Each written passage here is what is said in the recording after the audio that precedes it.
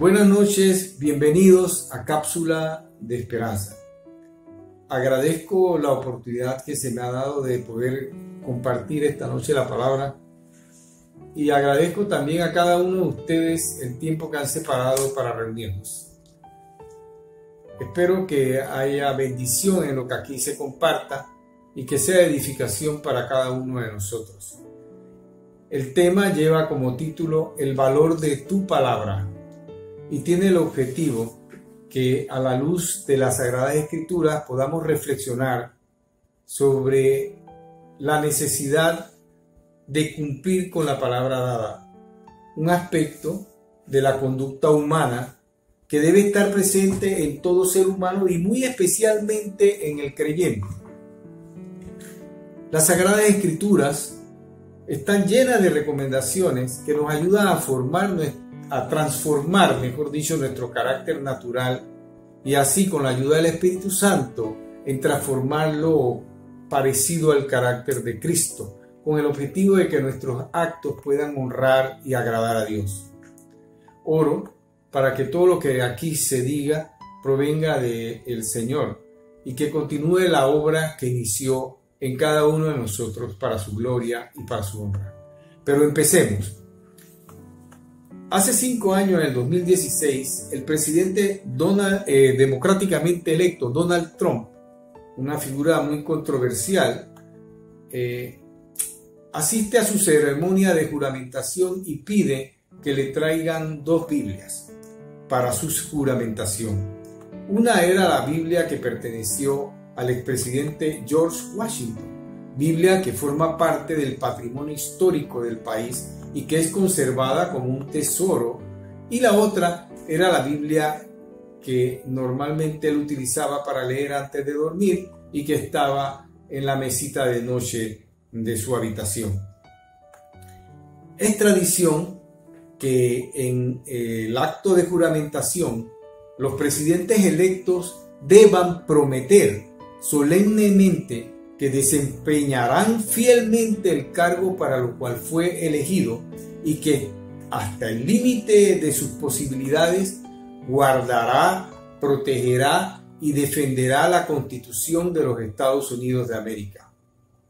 Pero veamos algo de historia. Por más de 2 siglos, desde que el primer presidente George Washington lo hizo con la intención de dejar como testimonio de origen cristiano a los iniciadores de esta nación, también era su intención dejar establecido que este acto fuera un elemento de compromiso, un compromiso ante la nación al ocupar tan importante y tanta responsabilidad en este cargo.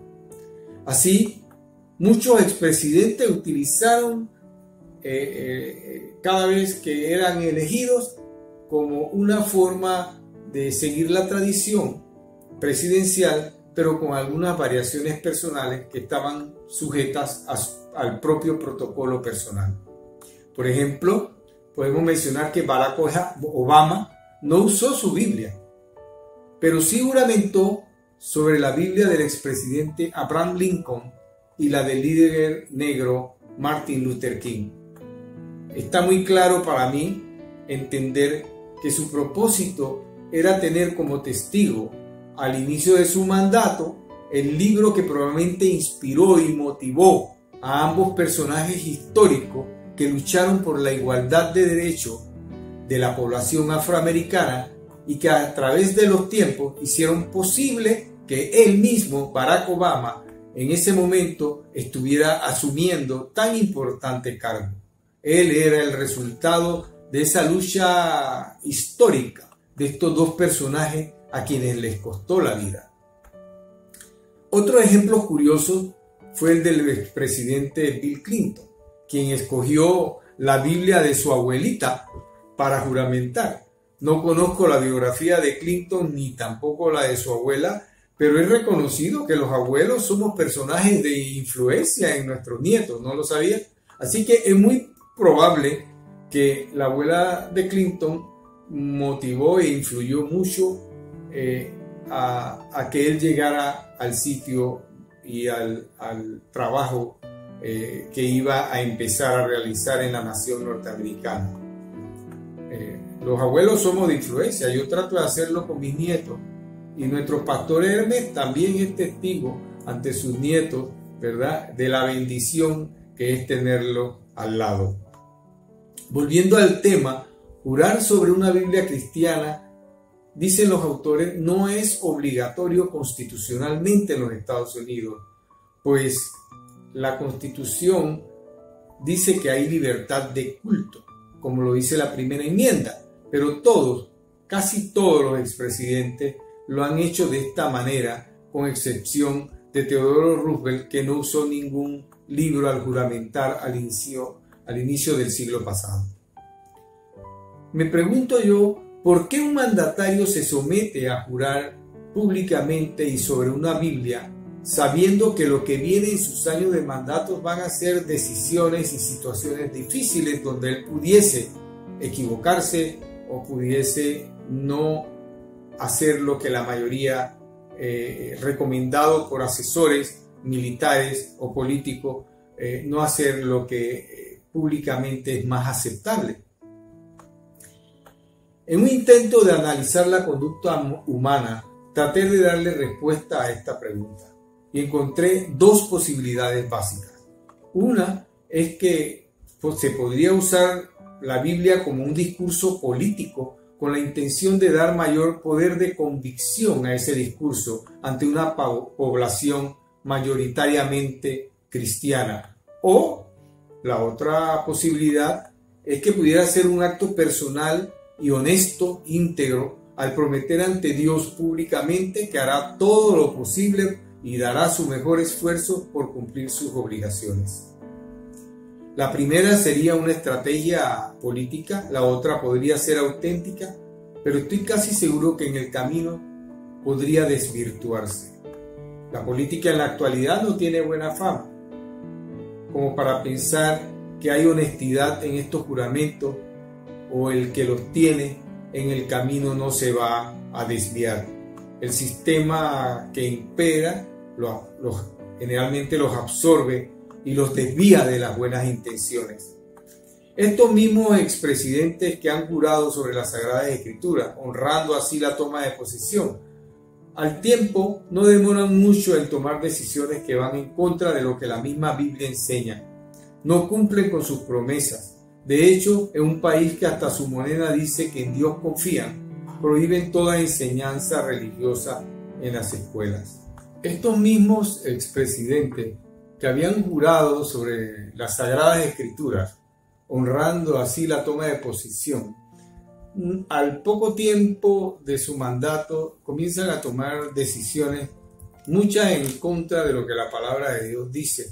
En un país en donde hasta su moneda dice en Dios confiamos, prohíben toda enseñanza religiosa en las escuelas, a los niños que van a las escuelas.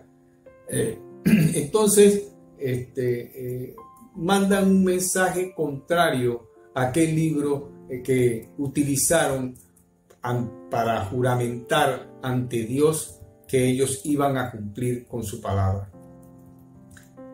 ¿Qué enseña la Biblia sobre el jurar? Hay que aclarar que se debe diferenciar del juramento judicial del juramento bíblico o religioso.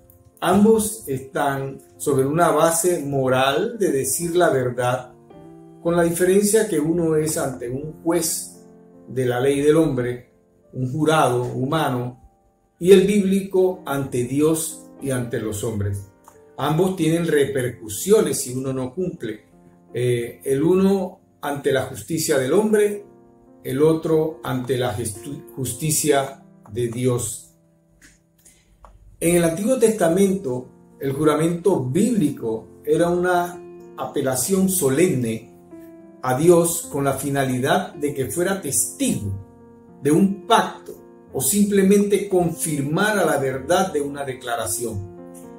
Se utilizaban objetos sagrados o el acto o se levantaba las manos o se utilizaba un altar o se hacía el simbolismo de caminar en medio del holocausto dividido. El Antiguo Testamento cuenta y narra muchas historias en donde Dios hizo pacto y se llevó a un juramento entre las partes.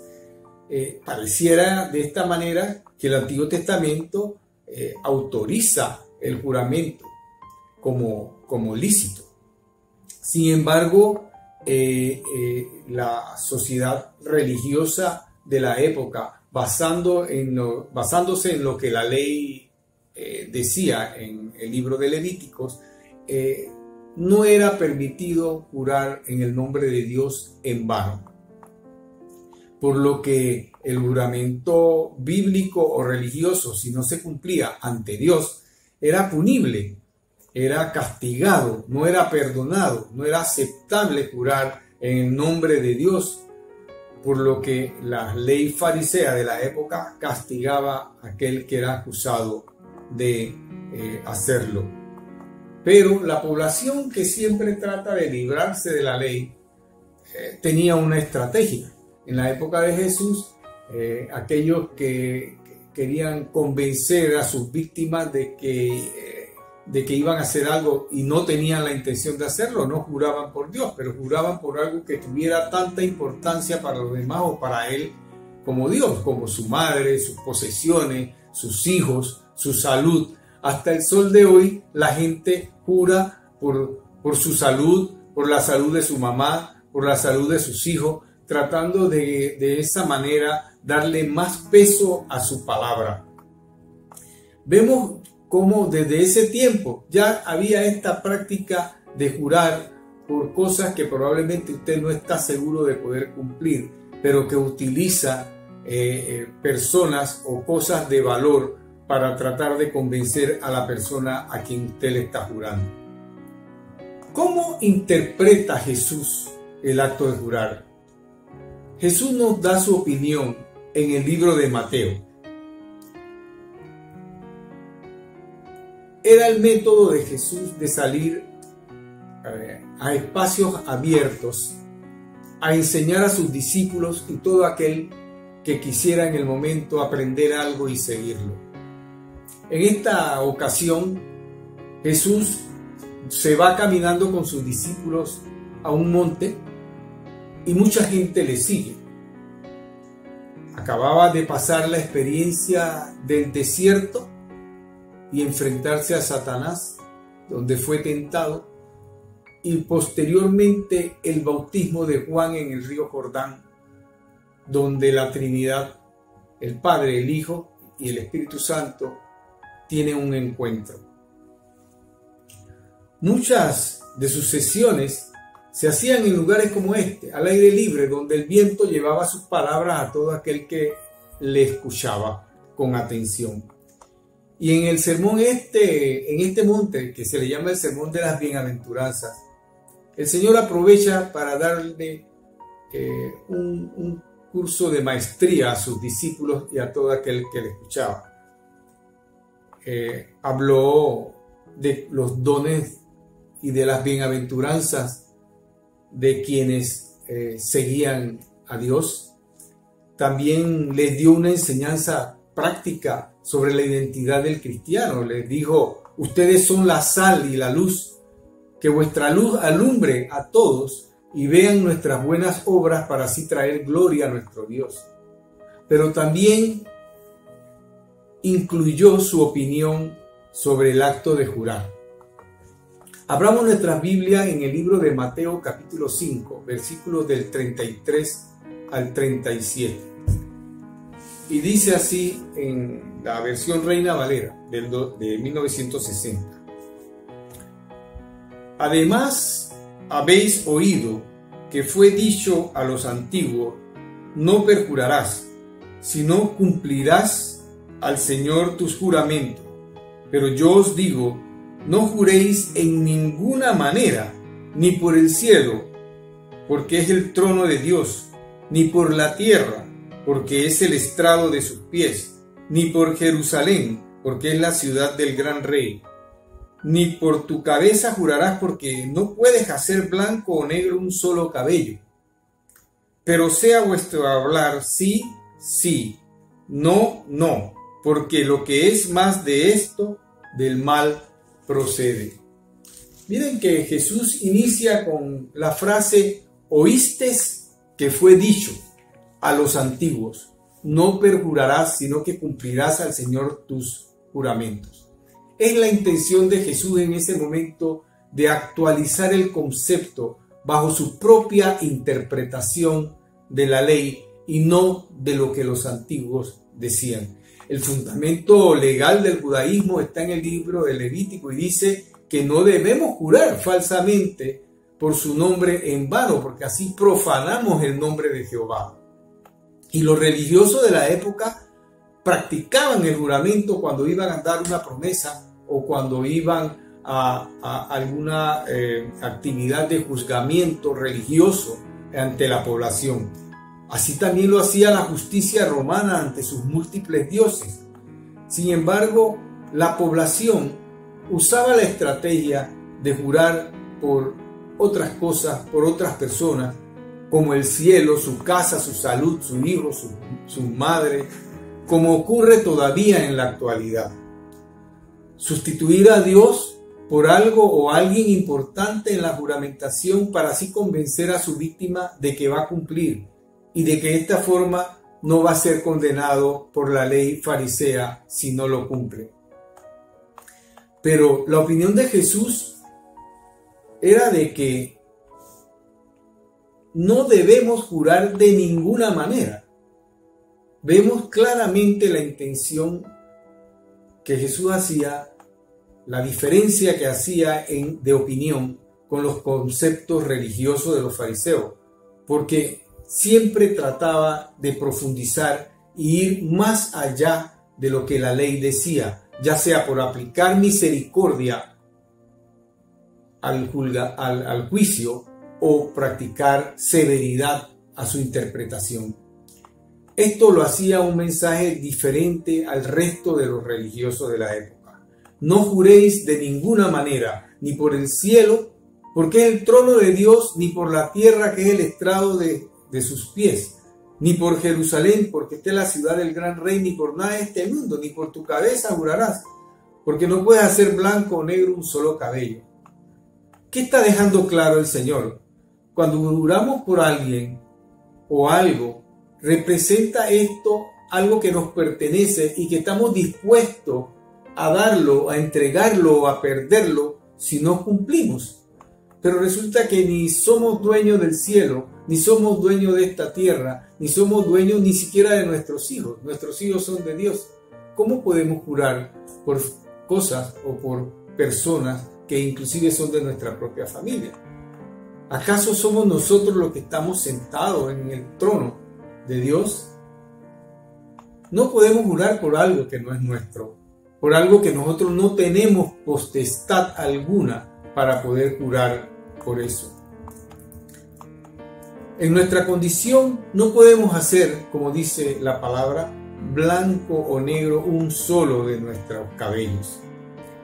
No tenemos potestad alguna sin el compromiso de una fe auténtica en Cristo. Por otra parte, si nos vamos a lo que nos dice Mateo 28, Jesús nos dice que toda potestad le es dada a Él en el cielo y en la tierra.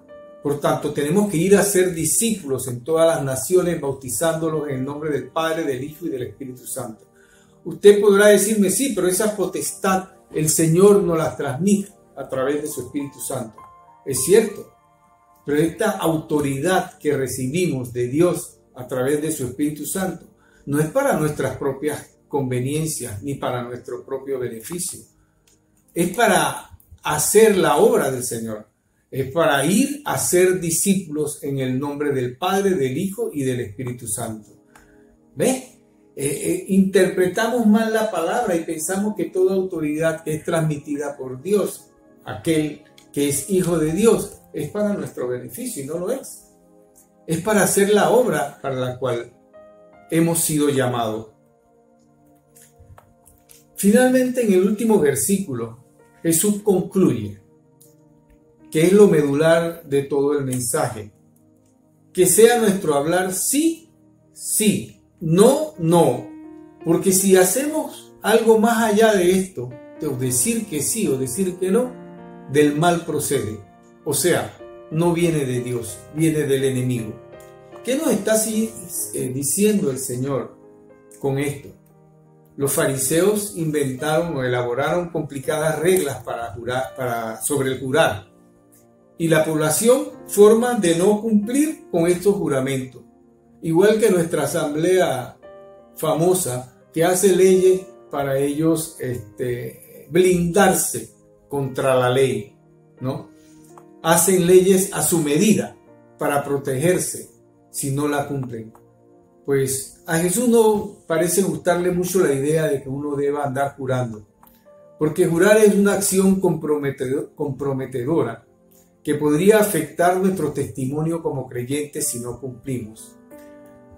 Antes de dar una promesa, debemos detenernos a pensar si verdaderamente nosotros podemos cumplir o no. Si no estamos muy seguros de poder cumplir, es mejor decir que no. Tomando esto, debemos entonces pensar que para un cristiano utilizar la Biblia y jurar sobre ella como una manera de convencer de que va a cumplir con su promesa no es algo muy aceptable, pues independiente de si usted cree en Jesús y en su palabra, usted debe cumplir con su palabra. Pudiera interpretarse de que solamente usted está usando este acto, utilizando el libro donde está la palabra de Dios, para dar la impresión de que está siendo sincero y así convencer de que usted va a cumplir, aunque no tenga la intención o tenga la seguridad de poder hacerlo. Los hijos de Dios deben procurar ante todo ser íntegros, ser conocidos por cumplir su palabra, no andar huyendo a sus obligaciones, no mentir o esconderse para no cumplir con lo prometido, porque esto es lo que quiere el enemigo de la iglesia, que no se fortalezca con personas que practican la verdad en todo momento. Jesús en una ocasión dijo que Él era la verdad y que la verdad nos haría libres, por lo cual el enemigo de la verdad está tratando de que usted no cumpla con su palabra, y esto es algo importante que debemos tomar en cuenta en cada una de nuestras acciones. Cuando ustedes digan sí, que realmente sea sí, y cuando digan que no, realmente sea no. Cualquier cosa que va más allá de esto proviene del maligno. Si usted no cumple con la verdad, entonces usted es un mentiroso, y la mentira procede del enemigo. Santiago en su epístola lo confirma. Santiago 5:12, repitiendo la palabra de Jesús, el apóstol decía: pero sobre todo, hermanos míos, no juréis ni por el cielo, ni por la tierra, ni por ningún otro juramento, sino que vuestro sí sea sí y vuestro no sea no, para que no caigáis en condenación. Nuestro testimonio depende de si nuestro servicio a Dios es llevado con la verdad. El Salmo 51:6 dice que Dios ama, que el Señor ama la verdad. Y aquí cabe hacernos la pregunta clave: ¿cuánto valoramos nuestra palabra como discípulos del Señor? La integridad y honestidad es una cualidad indispensable para el éxito en su vida secular y especialmente en su vida espiritual. Es importante que usted practique la verdad y el cumplir su palabra en su relación con Dios y con los hombres. Por último, debemos preguntarnos cómo ayudarnos a ser hombres y mujeres que damos valor a nuestra palabra. Todos luchamos con factores externos, con cosas que nos han sucedido en nuestra vida o el nivel socioeconómico de donde venimos, para disculparnos a veces cuando fallamos. La mayoría son excusas que son fácilmente detectadas. Mismo en iglesias cristianas se ha practicado el prometer sin tener la intención de cumplir, y esto desde los tiempos de Jesús. El apóstol Pablo, en la carta a los Colosenses, capítulo 3, versículo 9, le dice a los fieles: no se mientan los unos a los otros, pues ya ustedes se han despojado de la vieja naturaleza y de sus hechos. El autor John Maxwell, cristiano, y Jim Dorgan escribieron un libro pequeño que pusieron por título seamos personas de influencia. En él hacen mención los autores de aquello que debe adornar a toda persona que se considera un cristiano. Muchas de las características que menciona son sacadas de héroes de la fe bíblico o contemporáneos. Muchos son dones que el Espíritu les da, pero también se mencionan algunos datos que nos ayudan a alcanzar esto. Veamos. En número 1, ellos dicen que nuestra integridad no debe estar influenciada por circunstancias externas, como por ejemplo la pobreza material. Por ejemplo, la pobreza no es justificación. Tenemos grandes hombres íntegros que vivieron una vida en pobreza. Y el mismo Jesús es un ejemplo de eso. La Biblia dice que él no tenía ni dónde recostar su cabeza. Número 2, nuestra integridad no debe depender de nuestra educación. La honestidad se aprende en la casa. La sabiduría que la palabra nos ofrece supera cualquier educación académica en estos aspectos, por lo cual no debemos menospreciar los ejemplos que hemos recibido de nuestros padres. No debemos tener miedo a quienes se oponen a que usted practique la integridad.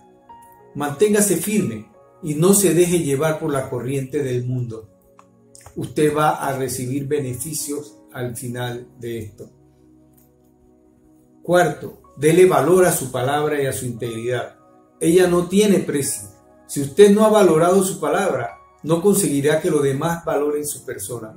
Mal puede mantener su integridad si usted no la valora. Pero recuerde que una persona íntegra no es perfecta. También peca, también se equivoca. La diferencia está que acepta a tiempo sus errores y trata de corregirlos. ¿Cómo podemos luchar contra la mentira que rodea nuestras vidas? Solos no podemos.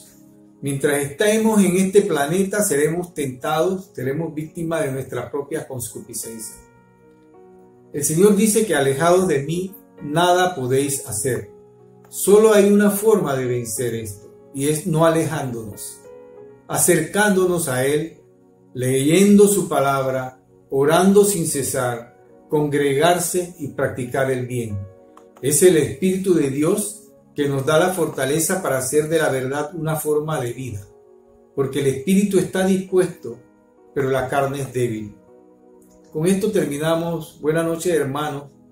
Espero que esta palabra edifique sus vidas y el Señor bendiga a su familia, a su casa y todo lo que usted posee, y especialmente bendiga su alma. Buenas noches y que el Señor les bendiga.